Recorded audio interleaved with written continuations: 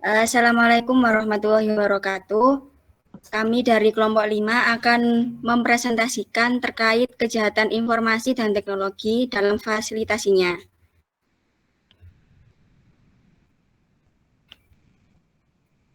Di sini beranggotakan saya sendiri, Pandusari Gati, kemudian Muhammad Imam Effendi, kemudian Noviana Ersintia, Siti Rokoya, Viviana, Zena Ayu Inolita, dan Rizka Bariklana. Seperti yang kita ketahui bahwa fasilitasi ini maksudnya adalah bagaimana mewadahi dan menyambungkan terkait kejahatan teknologi informasi di dunia maya. Dasar hukum yang kami pakai yaitu di Undang-Undang Nomor 11 Tahun 2008 tentang Informasi dan Transaksi Elektronik atau ITE pasal 27 sampai 34. Nah, yang pertama fasilitasi terkait mempermudah, membuat dan memberikan jalan aksesnya informasi elektronik dan atau dokumen elektronik yang memiliki muatan perjudian, yang dimana kami menyontohkan suatu kasus terkait kasus Indrakens yang dimana sempat viral kemarin teman-teman terkait trading yang bernama Binomo.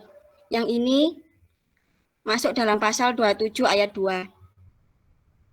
Nah, Binomo ini sebenarnya bukanlah trading ataupun terkait aset kripto dan lain sebagainya. Karena di sini Binomo itu terkait akses di mana adanya perjudian. Dan kasus Binomo dari Indrakens ini merupakan salah satu bentuk fasilitasi kejahatan informasi dan teknologi. Yaitu mengapa terkait fasilitasi dalam kejahatan teknologi, karena yang pertama, Indrakens ini memperkenalkan dan mempromosikan investasi online melalui aplikasi Binomo yang menyebut dengan sistem trading. Dari memperkenalkan tersebut dan mempromosikan, Indrakens ini Indrakens mengajarkan dan memberikan akses bagaimana strategi trading dalam Binomo, yang dimana trading dan judi tidak sama, karena judi itu bergantung pada peruntungan yang dimana diatur dalam pasal 303 ayat 3 KUHP. Sedangkan Binomo ini sama dengan judi. Mengapa saya dan teman-teman menganggap kalau Binomo ini judi? Karena judi itu lebih ke peruntungan. Sedangkan untuk trading atau forex trading itu berdasarkan perhitungan dan analisis dan berhubungan dengan perdagangan saham. Binomo seperti gambar yang ada di presentasi kami. Jadi Binomo ini peruntungan terkait memilih mana yang menguntungkan dan tidak. Dan kebanyakan itu lebih merugikan ke konsumen. Kemudian yang kedua yaitu menjual user dan password untuk mengakses situs pornografi. Ini termasuk salah satu fasilitasi dari kejahatan informasi dan teknologi, yang dimana termuat dalam pasal 27 ayat 1. Contoh yang kami buat yaitu terkait kasus dari buka-bukaan Dea OnlyFans jual konten porno demi cuan.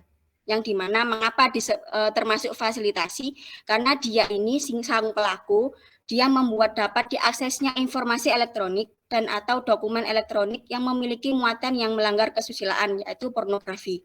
Kemudian sang pelaku ini melakukan jual beli konten pornografi melalui situs dewasa atau OnlyFans.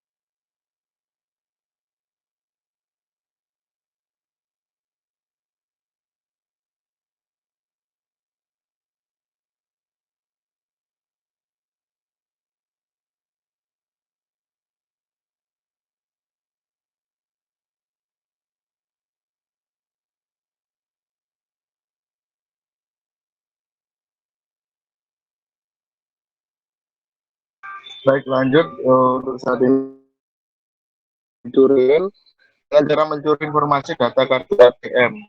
Biasanya scamming ini adalah ya alat untuk deteksi atau mereplika data dari pengguna ATM. Next, Mbak. Untuk praktik skimming sendiri itu hari pertama itu menyediakan alat operasional pengambilan uang, itu menyediakan alat menjadi kunci dalam proses terjadinya pencurian atau pembobolan ATM. Yang kedua itu menyediakan alat-alat berupa software, hardware, serta kamera untuk merekod pergerakan dari calon korban. Yang keempat yaitu mensinkronkan data PIN ATM korban dengan memasang alat scanning di tempat-tempat ATM tersebut. Oke, next, Mbak.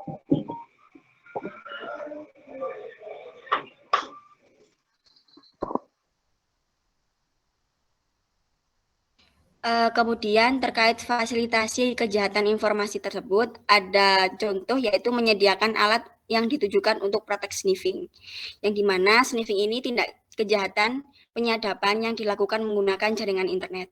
Salah satu contoh yang kami buat yaitu terkait berita dalam Polri tangkap 3 pelaku penyebar malware JS sniffer di situs belanja online.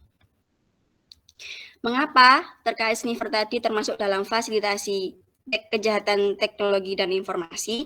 Karena mereka ini mengambil data dan informasi sensitif secara ilegal. Kemudian cara kerja sniffer ini ketika Anda, teman-teman sekalian, terhubung ke jaringan yang bersifat publik dengan proses transfer data dari klien server dan sebaliknya. Kemudian seperti kasus yang di-slide sebelumnya, target dari para tersangka adalah mendapatkan nomor kartu kredit, kemudian identitas pemilik kartu kredit, akun PayPal, kemudian alamat email, username hingga password pengunjung situs e-commerce.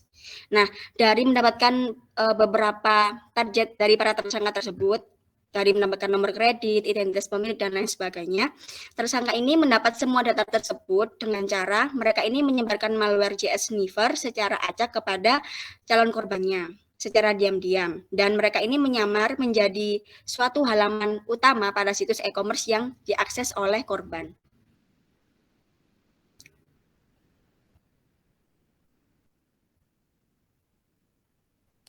Yang keenam, akses dokumen elektronik berupa ancaman dan atau menakuti yang ditujukan secara pribadi. Contohnya, pacar mengancam bila mutusin hubungan, apakah bisa dipidanakan? Bisa. Next.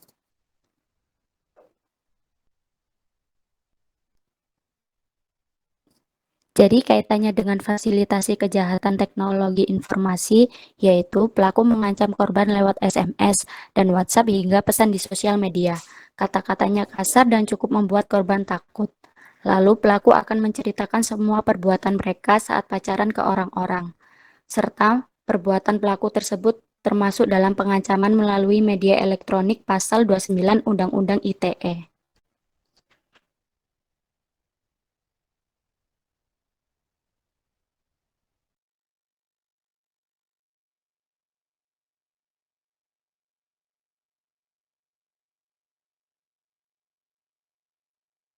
Kemudian akses menyebarkan informasi kebencian dan pencemaran nama baik, yang dimana ini kami memberikan satu contoh dalam berita bersumber dari tempo.com, yaitu kasus berita palsu polisi dalam motif admin muslim cyber _cyber 1, yang dimana unggahan di sosial media ini berbau sara, fitnah, serta ujaran kebencian, yang dimana termuat dalam pasal 28.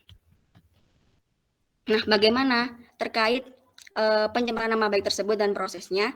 Yang pertama, konten tersebut mengunggah screenshot atau bidik layar percakapan palsu antara Kapolri Jenderal Pol Tito Karnavian dengan Kabid Humas Polda Metro Jaya Kombes Argo Yuwono. Kemudian isi percakapan tersebut, mereka ini membahas kasus pemimpin Front Pembela Islam atau FPI Habib Rizik Syihab.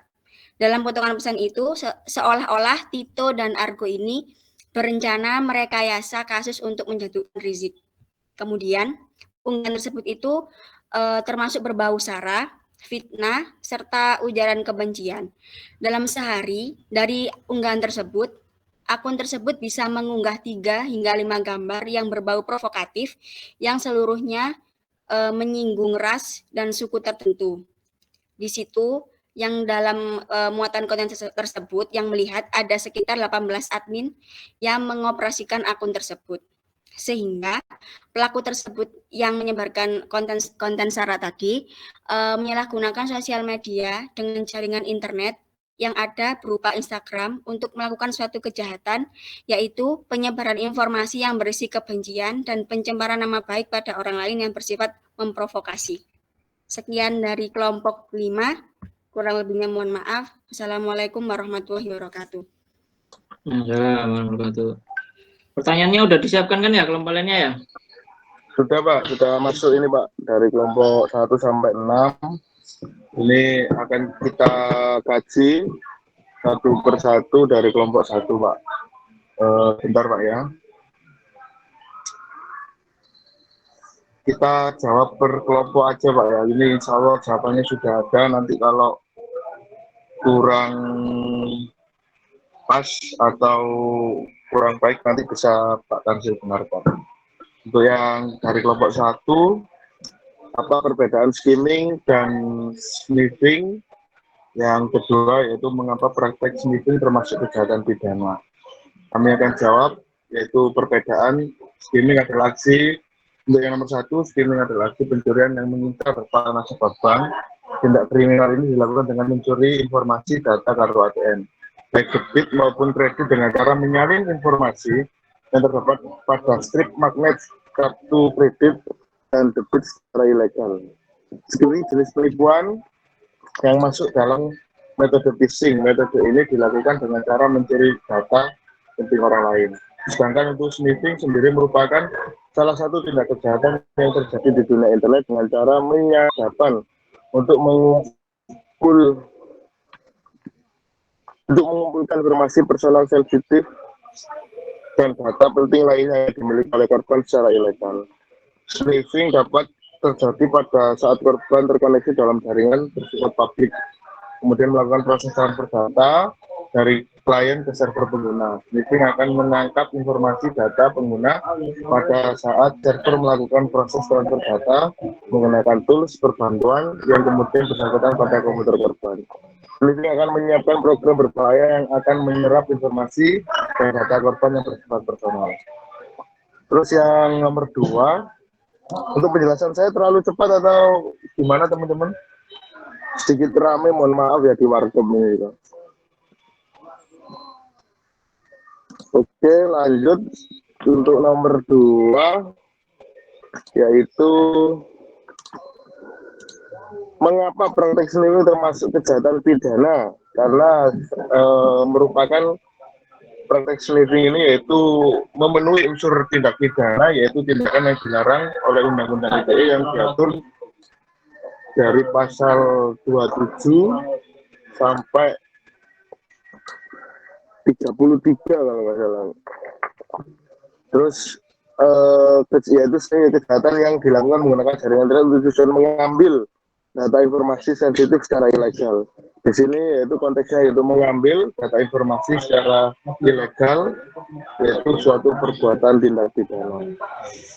Lanjut untuk nomor kelompok 2, Mbak Oya.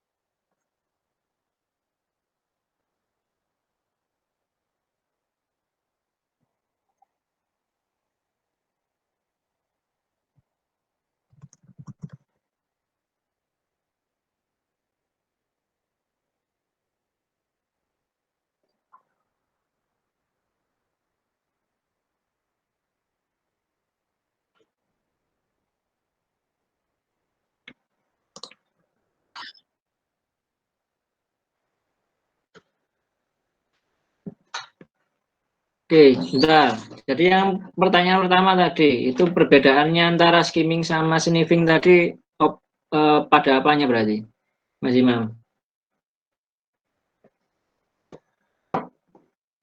Kalau skimming itu lebih kepada alat, Pak. Alat yang digunakan yaitu magnet sebagai pencuri data. Sedangkan untuk sniffing yaitu dalam konteks jaringan internet, Pak. Biasanya bisa dari m-banking atau web banking itu biasanya, Pak. Mantap. Berarti perbedaannya apa? Dari cara tindak proses kejahatannya, Pak. Gimana itu proses kejahatannya? Kalau skimming itu lebih ke alat, biasanya di alat ATM. Sedangkan untuk sniffing itu biasanya berbasis web, Pak. Tujuannya sniffing itu atau apa? Sama, mencuri data, informasi. Kalau yang skimming, Data juga, tapi dari mesin kartu ATM, Pak. berarti tujuannya, persamaannya ada pada tujuannya, perbedaannya ada pada metodenya, begitu ya? Metodenya, betul, betul Pak, istilahnya seperti itu. Oke, kalau Mbak Siti Rokoya tadi, itu perbedaannya spyware sama malware tadi apa?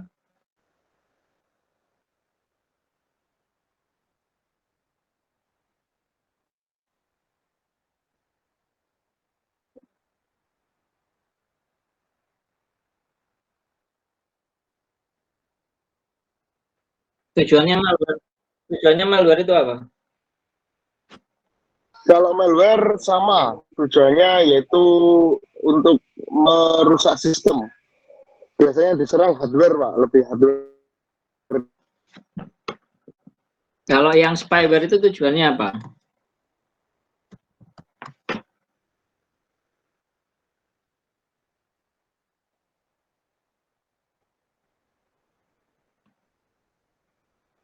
Berarti bedanya apa? Kalau sepengetahuan kelompok kami, kalau malware itu lebih ke merusak sistem di hardware-nya, Pak. Biasanya kalau malware itu yang diserang perangkat lunaknya. Perangkat kerasnya. Biasanya begitu, Pak. Kalau yang spyware itu ke perangkat lunak, itu tujuannya untuk mengumpulkan informasi, Pak. Oke. Kalau kurang tepat bisa dibenarkan, Pak. Mohon maaf, Pak. Ya, enggak, tadi kan perbedaan itu kan ada genusnya. Malware sama spyware itu satu genus enggak? Bisa dikatakan sama-sama virus, tapi beda konteksnya, Pak. Oke. Ya, jadi si malware itu dia kan perangkat lunak, tujuannya untuk merusak. Merusak itu berarti Betul. apakah cuma untuk merusak? Yang namanya spyware itu juga merusak, ya. Jadi spyware itu merupakan genusnya salah satu spesies dari malware. Jadi enggak satu genus. Jadi genusnya ya, tidak satu genus. Jenisnya ada sama. Ya, spyware itu spesies dari malware. Sedangkan malware itu jenis dari si spyware. Malware itu ada beberapa jenis di bawahnya, yaitu salah satunya adalah spyware. Ya, malware sendiri adalah jenisnya adalah perangkat lunak. Nah, perangkat lunak yang merusak itu namanya malware. Nah, perangkat lunak yang tidak merusak berarti dia bukan malware. Iya, Ya, Pak. berarti perbedaannya perbedaannya agak jauh ya, karena berbeda genus ya, kecuali yang dibandingkan apa bedanya spyware dengan trojan, apa bedanya spyware dengan ransomware. Nah, itu baru bisa dibedakan karena sama-sama perangkat lunak yang merusak, memiliki persamaan perangkat lunak yang merusak, cuman tujuannya berbeda-beda. Itu ya. Iya, Pak. Oke. Lanjut.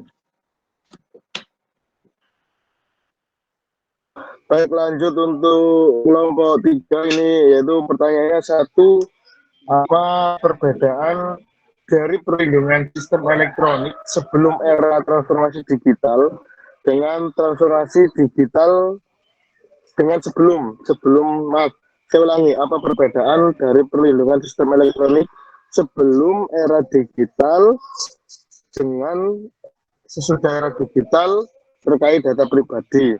Yang kedua, mengapa sampai saat ini situs pornografi masih bisa diakses dengan menggunakan VPN? Baik, sini saya akan menjelaskan yang nomor 1. Perbedaannya yaitu yang paling mencolok adalah perlindungan sistem elektronik sebelum era transformasi yang memadai dan belum mengikuti perkembangan teknologi terbaru. Belum banyak dibuat aturan-aturan yang mengatur tentang perlindungan data pribadi. Perbedaannya dengan sekarang, pemerintah lebih signifikan untuk mengatasi permasalahan-permasalahan data pribadi yang sering dimanfaatkan sebagai tindak kejahatan cyber. Oke, untuk yang nomor 2, mengapa situs pornografi masih bisa diakses dengan VPN? Yang pertama itu karena ketika menggunakan VPN itu, bentar Pak, yaitu mengapa? Karena pengelolaan VPN itu tidak bisa memblokir, yaitu sedangkan VPN adalah wadah untuk perusahaan, VPN adalah fasilitas dari masing-masing virtual network yang berada di negara lain. Sedangkan ketika kita mengakses VPN itu, yaitu rata-rata yang masih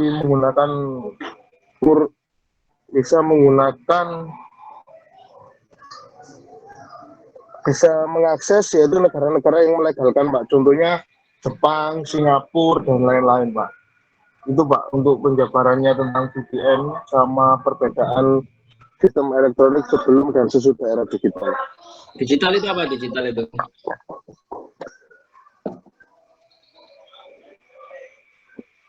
Ini, Pak. Sistem digital itu gimana? Apa definisinya? Kenapa kok disebut sebagai sistem digital?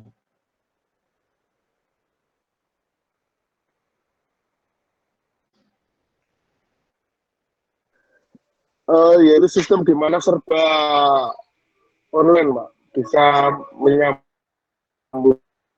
Term digital itu muncul setelah adanya internet sama komputer. Iya. Dinamakan digital karena dia merepresentasikan 1 dan 0. Karena internet dan komputer itu source code-nya, programnya itu bermula dari binary. Binary itu 1 sama 0. Baru kemudian muncul banyak program bahasa pemrograman, C++, PHP, Python, dan seterusnya. Itu bermula dari 1 dan 0. 1 dan 0 itu digitus. Digitus itu jemari berawal dari 1 dan 0. Ya, jadi makanya dikatakan sebagai digital. Nah, kalau yang elektronik itu genus dari digital. Ketika peralatan yang menghubungkan antara satu lokasi dengan lokasi lain itu tidak menggunakan 1 dan 0, maka dia non-digital. Nah, non-digital inilah yang sebelum era kita ada. Nah, terus bagaimana perlindungan data pribadi saat era 1 dan 0 itu dan sebelum era itu? Gimana perlindungan pribadinya? Tadi jawabannya gimana tadi, Mas? Mengapa? Apa tadi? Perbedaan antara perlindungan data pribadi ya? Iya, Pak. Di sini kelompok kami menjabarkan yaitu perbedaannya secara signifikan, yaitu belum ada banyak aturan sebelumnya, mulai dari perlindungan data sebelum era digital itu masih belum banyak yang diatur dalam undang-undang. Sedangkan setelah era digital ini banyak aturan yang dibuat, yaitu salah satunya tentang aturan Undang-Undang ITE, yaitu untuk mengatasi permasalahan-permasalahan yaitu data pribadi yang sering dimanfaatkan untuk tindak kejahatan. Kenapa kok saat ada sistem digital perlu ada perlindungan data pribadi? Karena semakin canggihnya teknologi dan perkembangan sekarang, apa-apa semua harus online itu loh Pak, jadi mudah. Makanya harus dilindungi itu. Ya, kenapa kok harus dilindungi, ada perlindungan data pribadi? Untuk melindungi hak-hak para yang mempunyai data itu Pak. Ini ada kaitannya dengan yang kemarin di bisnis online ya. Jadi kenapa ada tanda tangan digital, kenapa ada undang-undang transaksi elektronik. Padahal dulu sebelumnya ketika kita masih pakai SMS, masih pakai HT, itu juga sama. Kita juga bertransaksi elektronik, ya, melakukan komunikasi secara elektronik. Tapi kenapa tidak ada aturan yang secara rigid mengatur data pribadi ketika kita dulu dikoneksikan, dihubungkan dengan SMS dan telepon selular? Apa yang membedakan? Masih belum tahu Pak. Kalau ketika kita dulu pakai handphone, tidak melalui pembicaraan itu, tidak melalui paket data atau koneksi internet, tapi kita melalui dial up. Dial up itu berarti pulse, ya, Itu direct, betul. Ya, dial up itu. Ya, kayak telepon itu kan ada dua sih, telepon pakai WA sama telepon pakai dial up itu toh. Ya kan? Ya, yang pakai pulsa itu kan Pak. Ya, pakai pulsa. Kalau kita pakai pulsa dengan kita pakai WA, itu bedanya apa sih?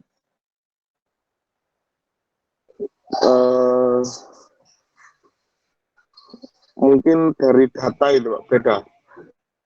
Kalau yang kita teleponan pakai pulsa, itu dimungkinkan ada orang lain yang bisa mendengar nggak komunikasi itu? Tidak Pak, tidak. Tidak, kenapa? Karena dial to dial Pak, jadi orang to orang. Tidak ya, karena kita nggak terkoneksi pada cyberspace, ya. Iya. Kita nggak terkoneksi pada cyberspace. Pada cyber. Ya. Kalau kita pakai telepon pakai WA, kita terkoneksi pada cyberspace. Sehingga dimungkinkan orang yang berada pada cyberspace atau cyberzone tadi itu, dia bisa mendengar komunikasi itu jika dia bisa melakukan proses dekripsi terhadap wadah yang kita berkomunikasi tadi, karena lokasinya ada di situ, di cyberspace.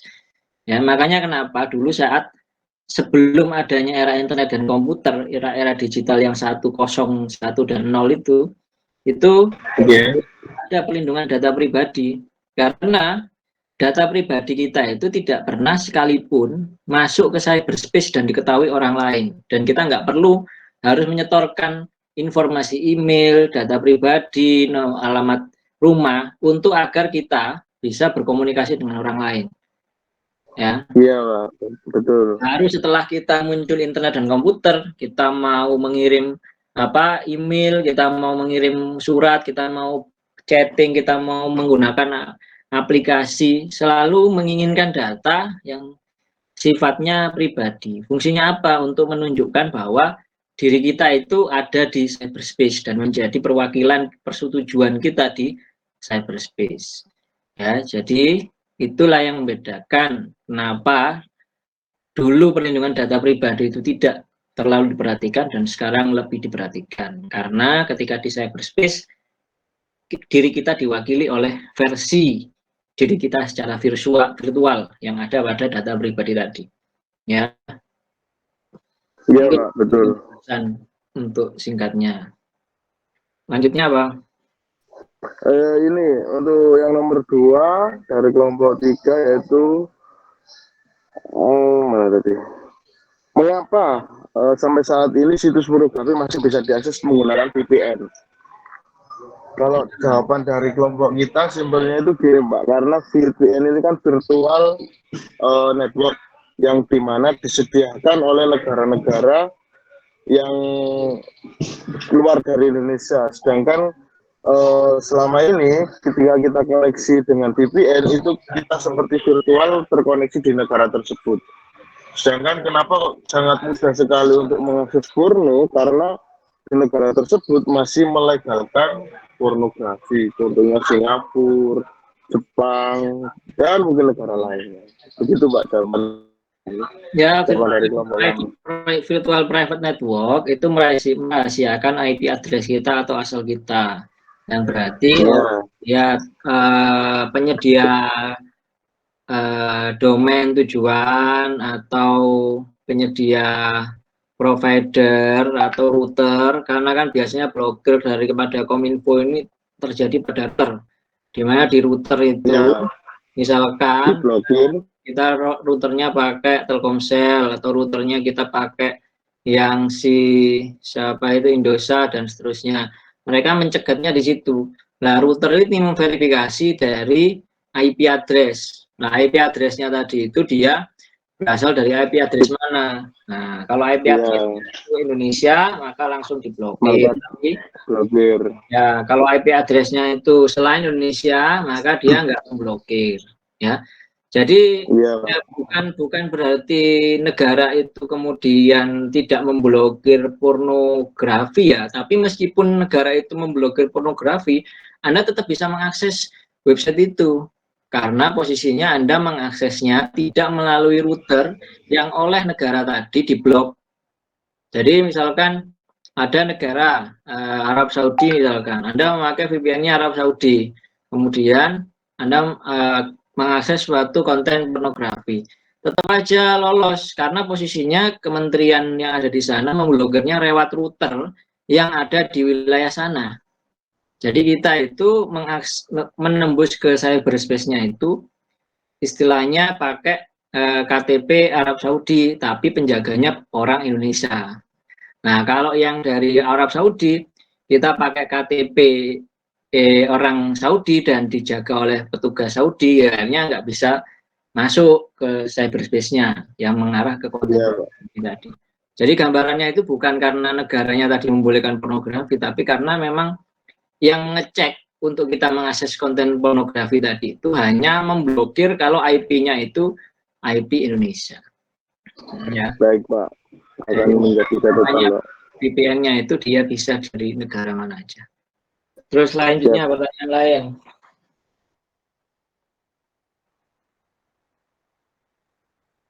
Baik, lanjut untuk kelompok 4. Di sini kelompok 4 bertanya, yaitu 1, apa perbedaan phishing dan skimming? Yang kedua, mengapa situs pornografi sudah mudah diakses dalam dunia online? Kami akan menjawab yang pertama dulu Pak, yaitu mengenai perbedaan dari phishing sama skimming. Yaitu yang pertama, untuk skimming sama seperti jawaban yang di atas, yaitu menggunakan cara dilakukan dengan cara informasi yang terdapat dalam strip magnet sebuah kartu ATM. Strip magnet yaitu tempat sebagai macam informasi yang terdapat pada kartu itu tersimpan. Jadi setelah mendapatkan informasi yang dibutuhkan, pelaku akan membuat duplikasi untuk membobol atau mengambil uang yang terdapat di ATM. Sedangkan phishing yaitu perbuatan yang dilakukan untuk mengelabui para korban dengan berbagai macam modus sehingga bisa mendapatkan informasi yang penting yang dibutuhkan. Terus apa pembedanya? Yaitu dari metode Pak. Ya, sedangkan tadi untuk skimming biasanya yaitu dengan secara nggak sadar juga ketika calon korban ini memberi informasi secara langsung dengan metode magnet yang berada di kartu ATM. Nah, sedangkan phishing biasanya itu tipu daya menggunakan metode web yang hampir menyerupai web aslinya. Begitu Pak jawaban dari kelompok kami.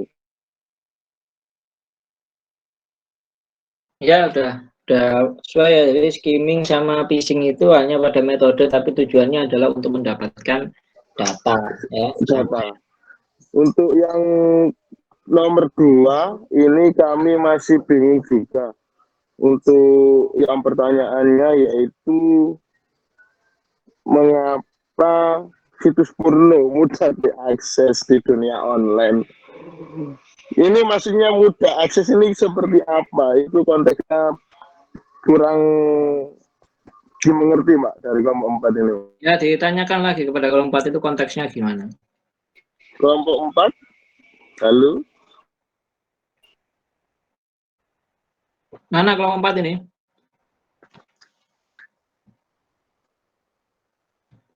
Kelompok 4? Nggak ada orangnya ada ini. Kelompok 4. Kelompok 4 siapa aja sih ya ini ya? Iya, Pak. Ya, itu apa konteksnya pertanyaannya itu? Ini Mbak, saya mau tanya perihal pertanyaannya sampean yang nomor 2 ini. Ini kan sampean memberi pertanyaan kenapa situs pornografi mudah diakses dalam dunia online. Ini konteksnya mudah ini seperti apa? Bisa diulangi lagi, Mas Imam? Pertanyaannya sampean yang nomor 2, mengapa situs pornografi mudah diakses dalam dunia online? Ini konteksnya mudah ini seperti apa?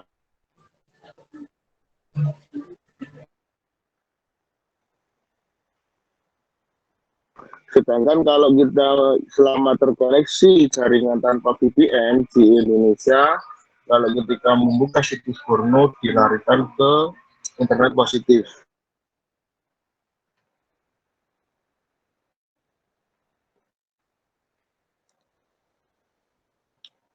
Gimana kelompok 4? Kelompok 4? Halo. Nggak ada orangnya kah kelompoknya? Nggak ada yang online kah? Iya, sebentar, Pak. Lanjut pertanyaan lanjutannya aja Pak Imam. Kalau ada nanti di. Baik Pak Tanzil, sambil lanjut Pak ya, kita lanjut ke nomor kelompok 6. Bentar Pak, ini saya oh ya siap, monggo Mbak Sari, tempat dan waktu kami persilakan. Kita persilakan. Ini Sari. Ya, mohon izin untuk menjawab pertanyaan dari kelompok 6. Ada 2 pertanyaan Pak di sini. Yang pertama, apa perbedaan virus dan malware? Kemudian yang kedua, mengapa spyware ini berbahaya? Yang saya tanyakan, saya ingin mengkonfirmasi dari kelompok 6 terkait perbedaan yang signifikan yang bagaimana terkait virus dan malware. Karena yang saya tahu, virus ini merupakan salah satu kesatuan dari malware itu sendiri.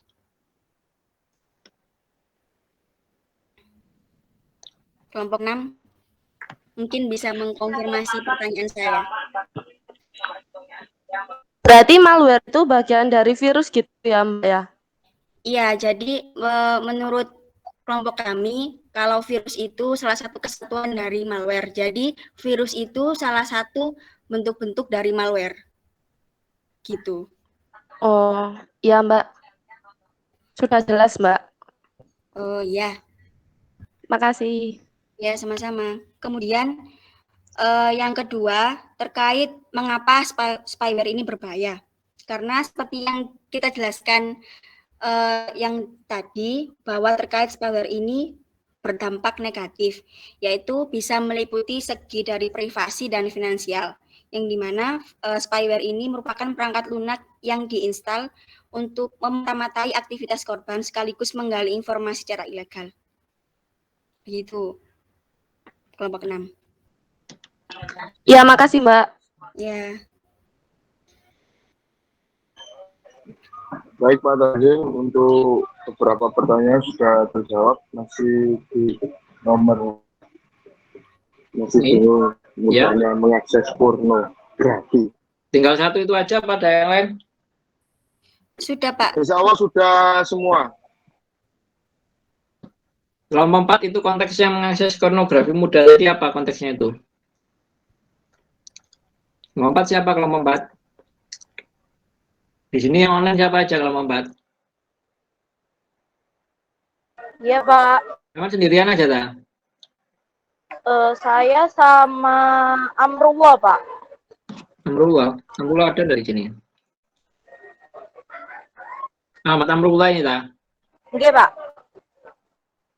Mana Mas Ahmad Amrullah? Halo. Ini yang suka akses konten pornografi siapa sih? Kok katanya mudah ngaksesnya? Aduh, saya diajarin dong Pak. Nah ini katanya yang mudah ngaksesnya ini kata kelompok 4 ini. Berarti kan pernah mengakses dengan mudah. Karena pertanyaannya itu mengapa? Berarti tahu faktanya berarti. Nah, Mas Ahmad Amrullah sama Mbak Siva ini gimana konteksnya itu? Tahu dari mana kalau mengaksesnya mudah? Apakah pernah mencoba? Enggak, Pak. Itu pertanyaan rindengan sama teman-teman, Pak. Nah, berarti itu konteksnya gimana akhirnya pertanyaannya? Maksudnya, apakah sering menemui di dunia online konten pornografi? Sebetulnya konten pornografi itu mudah diakses enggak ya di cyberspace itu? Kalau konteksnya masih lingkungan Indonesia, diarahkan ke internet positif Pak. Sudah saya coba ini. Sebetulnya internet positif ataupun apapun itu sebetulnya semu saja. Karena kalau kita nggak memakai kartu SIM card HP-nya, itu kita tetap masih bisa mengakses karena dia filteringnya deteksinya dari situ. Kalau konfigurasi networknya mungkin bisa Pak, kalau pakai routing jaringan WiFi itu Pak. Tapi kan biasanya juga routingnya diarahkan ke luar Indonesia Pak. Iya, maksud saya itu di Indonesia itu filtering kayak gitu itu cuma semu saja karena dia yang filteringnya dari SIM card data yang informasi yang ada di SIM card kita.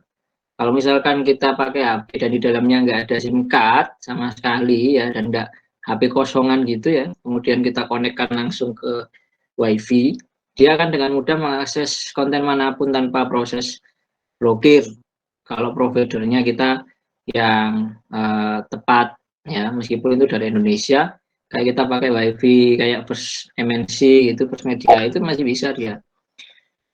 Kemudian yang kedua, mengakses kayak gitu itu ya juga mudah kalau kita pakai Cloudflare DNS gitu. Jadi banyak cara selain pakai VPN itu. Kalau mau mengakses konten yang diblokir, misal kita mau pakai Reddit atau mau pakai apa streamer yang lainnya, Ya, yang membahayakan.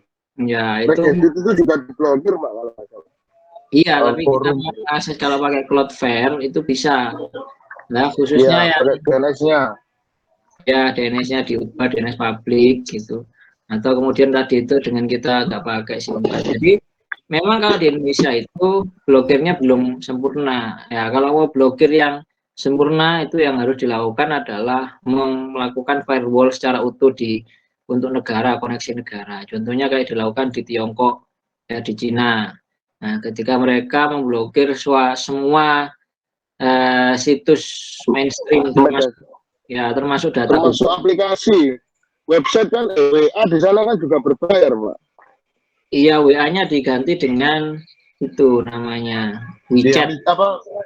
bukan WeChat Pak. Kalau WeChat kan itu Iya, Pak. WeChat. Saya juga bilangnya Iya. WeChat.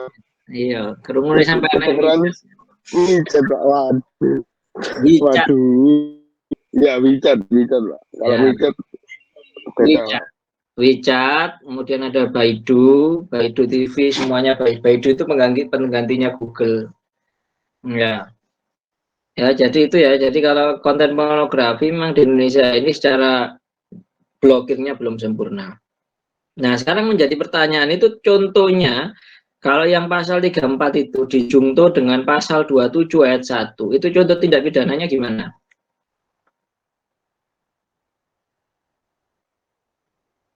Bagaimana Pak?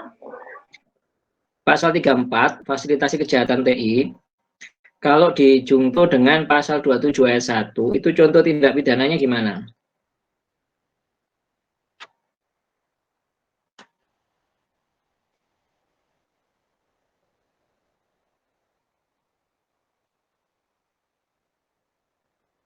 Di sini dijelaskan yaitu sengaja tanpa hak melawan hukum memproduksi, menjual, mengadakan, digunakan, mengimpor, mendistribusi, dan menyediakan atau memiliki Pak.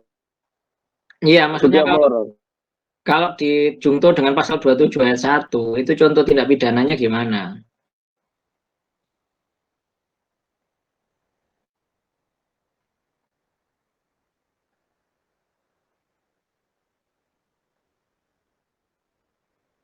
Pasal 27 Yaitu ayat 1 itu apa sih? itu Pak melanggar kesusilaan. Ya, itu terus kalau dijungto dengan pasal 34 dia akhirnya tindak pidana gimana contohnya itu? Menjual video porno. Menjual video Terus porno itu termasuk dia pasal 34 junto 27 ayat 1. benar Pak, benar Pak. Kalau mendistribusikan Pak, mendistribusikan, mentransmisi atau membuat yang dapat diakses. Ya jual lisensi website pornografi mungkin Pak. Jual lisensi website pornografi itu bisa enggak itu? Ya bisa biar premium lebih HP Pak. Ya berarti itu dia pasal 27 ayat 1 kena enggak? Kenapa? Karena di sini dijelaskan yaitu membuat dapat diakses. Ya oke. Terus pasal 34-nya kena juga enggak? Kalau pasal 34-nya, bentar Pak. Bisa menjual Pak. Menjual apa? Ya lisensi itu tadi Pak. Iya, tapi pasalnya bunyinya apa? Setiap orang dengan sengaja dan tanpa hak melawan hukum memproduksi, menjual, mengadakan untuk digunakan, mengimpor, mendistribusi dan menyediakan Apa yang disediakan? lisensi itu tadi, lisensi untuk mengakses pornografi secara premium. Iya, enggak, maksudnya di pasalnya kan bunyinya perangkat lunak sama B, kode sandi kan begitu toh. Pasal 34 itu loh.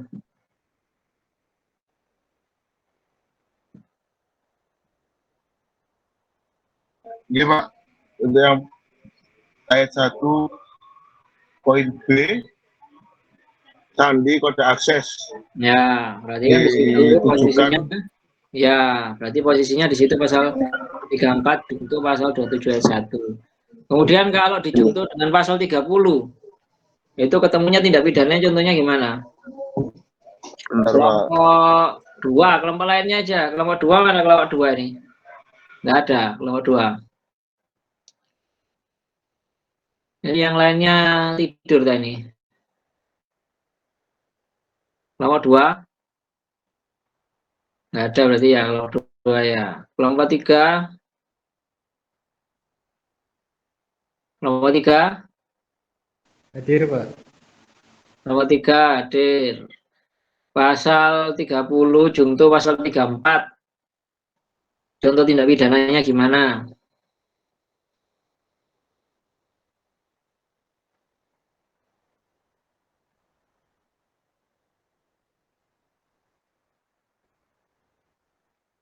Gimana kelompok 3? Pasal 30 apa sih kelompok 3?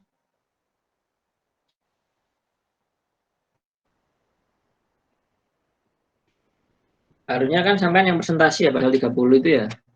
Kelompok 3 ya.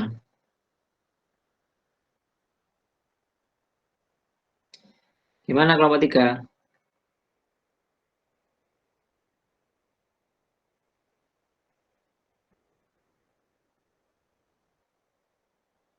Ya Pak. Ya. Oke. Apa, Pak? Ini setiap orang dengan sengaja.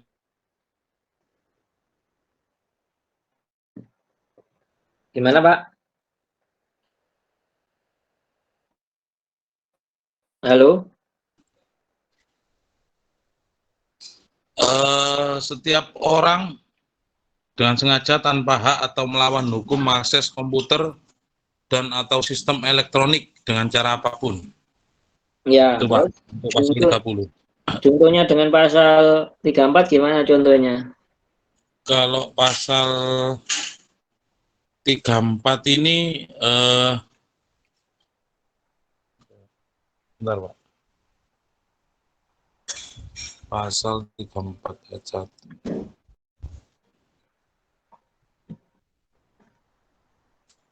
Ini sama-sama setiap orang dengan sengaja. Jadi sama-sama dengan sengajanya, Pak. Jadi Iya, tanpa atau melawan hukum, memproduksi, menjual, mengendalikan. iya, maksudnya contoh tindak pidananya, perbuatan pidananya itu loh, kejahatannya contohnya gimana? Oh,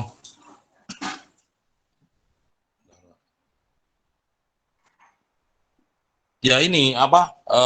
Menyebarluaskan ini tadi apa?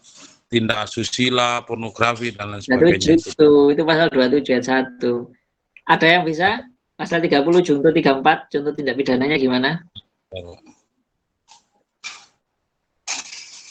Pasal 30. Ayo kelompok lain pasal 30 junto pasal 34. Ayo semua kelompok, siapa yang bisa? Contoh tindak pidananya, contoh kejahatannya.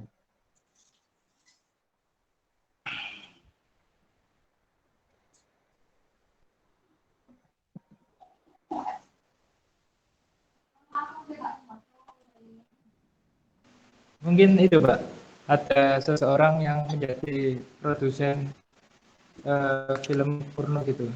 Itu Kemudian 27 ayat 1, 27 ayat 1 itu. 30 dan junto 34.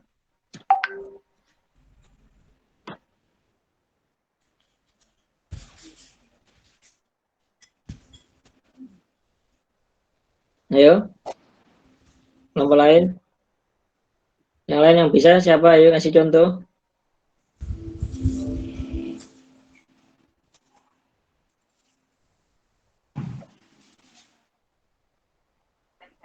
Itu Pak, aksesan di layar komputer itu. Iya, kan pasal 30. Kalau juntonya 34 gimana?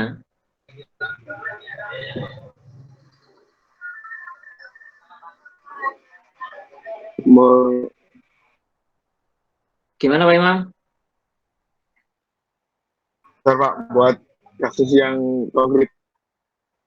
Mungkin itu Pak, buka komputer orang lain, itu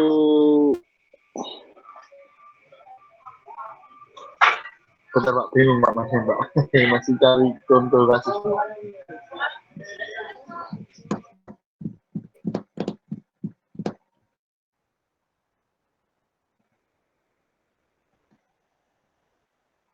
Jadi pasal 30 itu kan mengakses sistem elektronik.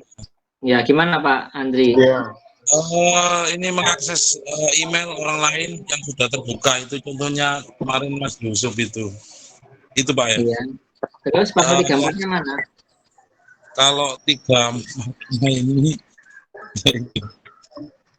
Jadi Mas, dalam satu perbuatan dia itu melanggar 2 pasal, yaitu 30 dan 34. Kalau tadi kan produsen film porno, punya website pornografi, dia langsung kena 2 pasal, 27 ayat 1 dan 34.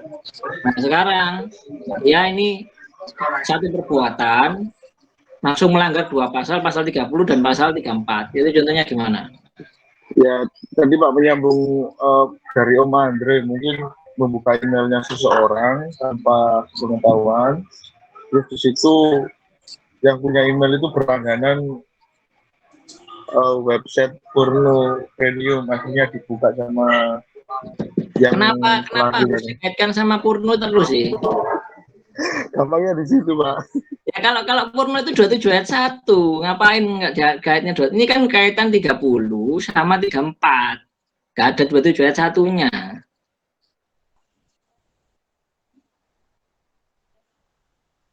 Mungkin dijual Pak, menjual ID-nya seseorang.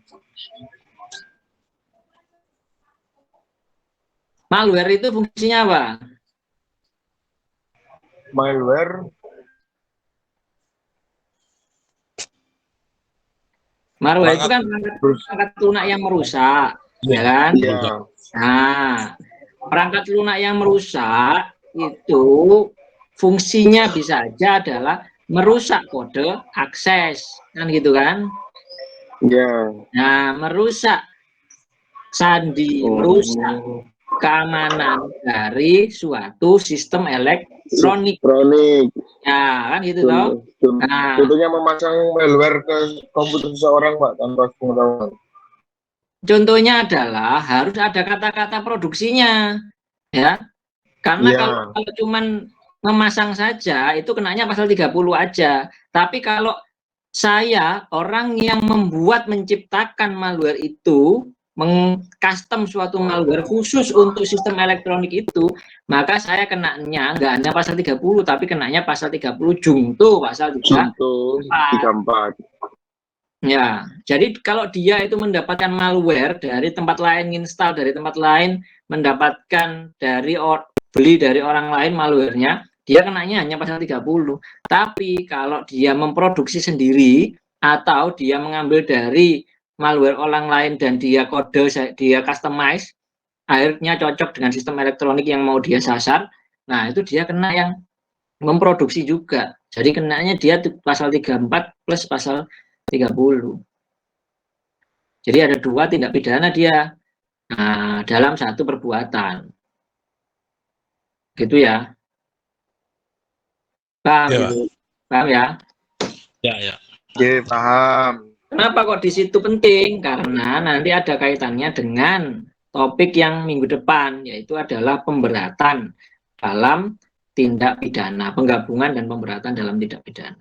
Karena itu merupakan Oke. 2 tindak pidana yang terpisah. Dia antara pasal 30 dan pasal 34. Itu ya.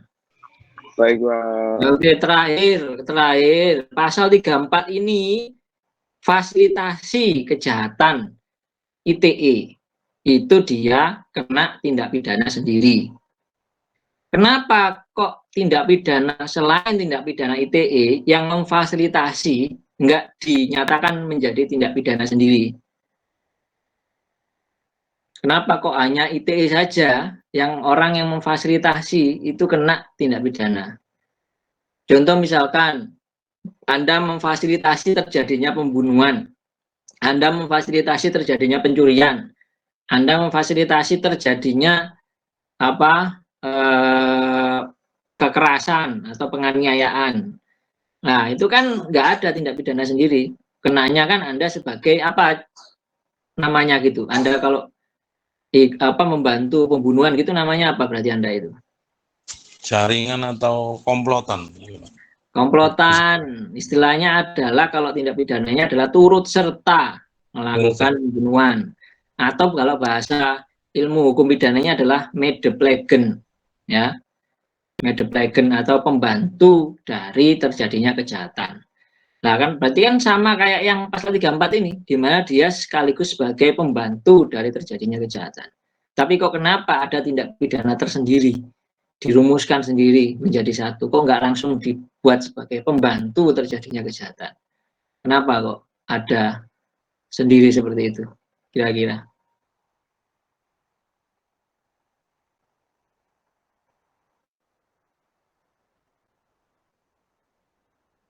Gimana, Pak?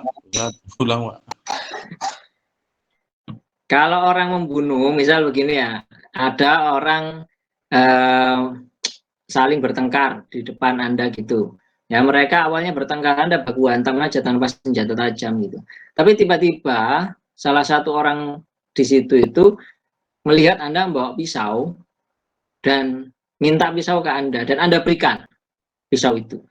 Nah, gara-gara Anda memberikan pisau itu, orang itu akhirnya bisa menikam lawan kelahinya itu akhirnya sampai meninggal. Nah, dalam konteks hukum pidana, Anda yang memberikan pisau itu termasuk turut serta dalam melakukan pembunuhan. Karena Anda ikut membantu orang tersebut menyediakan pisau. Nah, berarti kan memfasilitasi terjadinya kejahatan. Ya kan? Nah, kalau dalam konteks hukum pidana itu namanya medeplegen atau pembantu tindak pidana, dan dia dihukum cuma sepertiga dari si pelaku tindak pidana aslinya gitu. Nah, terus tapi kalau yang di konteks undang-undang ITE, kenapa kalau itu menjadi tindak pidana tersendiri dalam pasal 34 dan hukumannya itu unda-undi sama dengan tindak pidana yang dia bantu tadi itu? Nah, kok beda perlakuannya? Kenapa?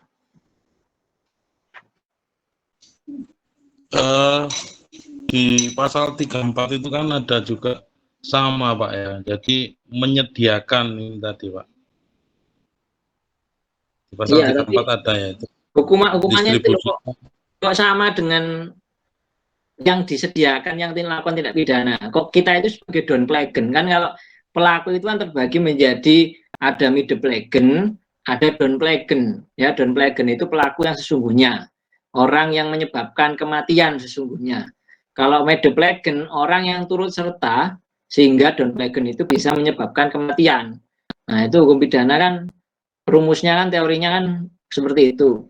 Ya, ITE ini kan juga tindak pidana, tapi dia merumuskan bahwa medeplegen itu ada pasalnya sendiri, pasal 34, ya, dan dia nggak termasuk dari medeplegen yang pasal 34 itu disendirikan. Padahal itu kalau menurut di konsep hukum tindak pidana itu katutnya di medeplegen, ya.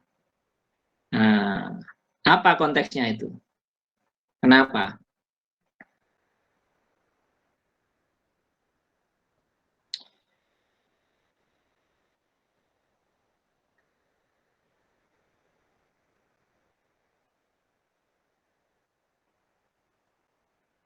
Gimana? Paham enggak maksudnya? Halo? Maksudnya Pak, Paham enggak? paham, cuman belum tahu jawabannya Pak.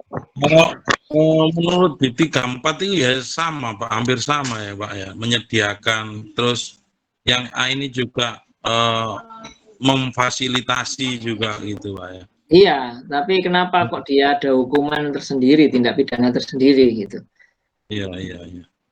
Ya, sederhananya gini, orang membunuh memakai pisau, itu apakah orang yang memproduksi pisau tersebut itu ikut sebagai pelaku kejahatan?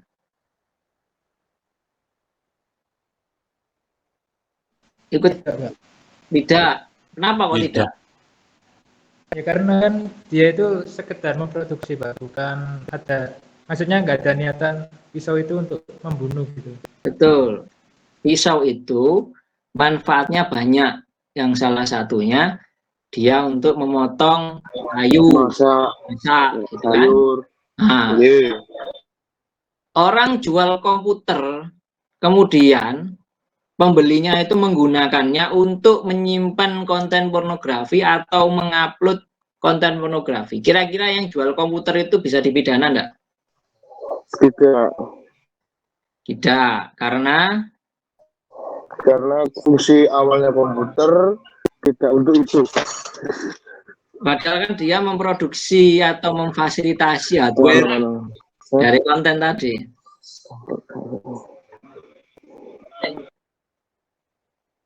Berarti konteksnya apa konteksnya itu? Berarti kan konteksnya adalah pasal 34 itu merupakan suatu bentuk niat awal itu harus diperhatikan. Jadi barang yang diproduksi, barang yang didistribusikan, barang yang dijual itu memang ditujukan salah satunya untuk pasal 27 sampai 33 itu dilakukan. Ya. Jadi misalkan nih ada orang jualan komputer dengan, biasanya kan ada komputer spek game gitu kan ya. Komputer spek game, ya, game PC, Office. Ya spek Office, spek game lah. Kemudian ada orang jualan komputer spek HD 4K pornografi gitu. Nah, itu baru lengkap dengan VR, nah, lengkap dengan segala macam atributnya. Nah, itu baru dia kena yang pasal 34 karena posisinya dia menyebabkan orang lain untuk bisa melakukan kejahatan pasal 27 ayat 1. Satu. Ya, jadi konteksnya begitu ya. Nah, berarti kalau ada seseorang membuat pisau dan ada tulisannya pisau sekali tebas langsung bisa membunuh, kira-kira orangnya bisa ditangkap nggak membuat pisau itu?